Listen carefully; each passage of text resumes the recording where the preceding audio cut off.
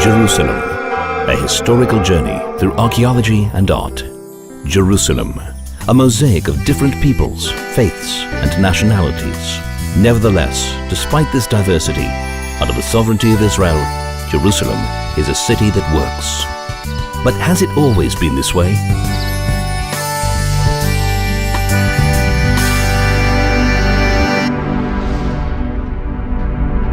The first historical mention of Jerusalem is in the Bible, in the era of the patriarchs. King David declares Jerusalem as Israel's capital, known from that point on also as Zion. His son King Solomon builds the first temple.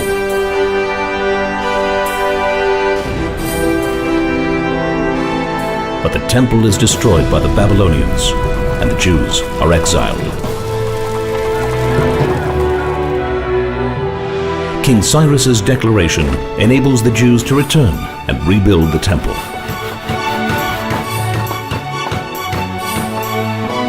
Alexander the Great's conquests include Jerusalem. However, his successors desecrate the temple, which leads to the Maccabees' revolt against the Greeks' imposition of Hellenism. The Roman Empire seizes control, and King Herod renovates the temple. A large-scale revolt against a corrupt and vicious Roman reign fails. The Second Temple is destroyed, and the Jews are banned from Jerusalem.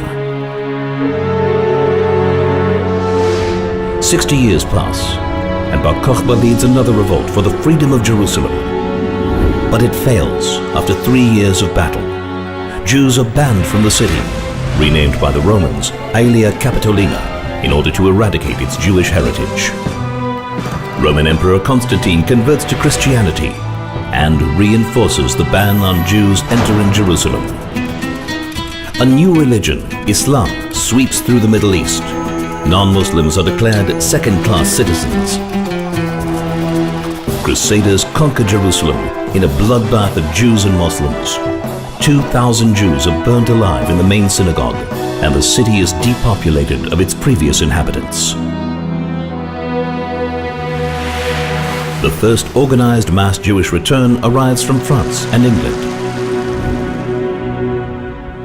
The Mamluks defeat the Christian kingdom of Jerusalem, and building and renovating of synagogues and churches is banned.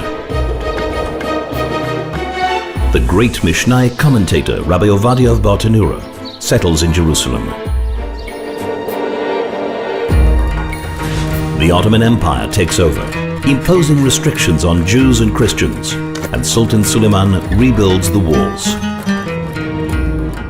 But as the empire declines, Jerusalem is badly neglected. Still, the Jewish people stream back, build new neighborhoods, and re-establish their majority by 1863. World War I breaks out. The Ottoman Empire collapses and makes room for a new Middle East. The British Foreign Secretary, Arthur James Balfour, declares the establishment of a national home for the Jewish people. Britain receives a mandate to create a Jewish homeland, but forbids Jews from blowing the shofar or reading holy scrolls at the Western Wall. Thousands of Muslims are incited to unleash an attack against Jews in Jerusalem and Hebron. 86 Jews are brutally murdered, hundreds are wounded. UN Resolution 181 declares Jerusalem as a corpus separatum, a separate entity. A Jewish state is declared as Jerusalem is put under siege, conquered and divided. 58 synagogues are destroyed or desecrated. Harsh limitations are imposed on Jews and Christians for 19 years. The Six-Day War. Jerusalem is reunited and freedom and equality are restored.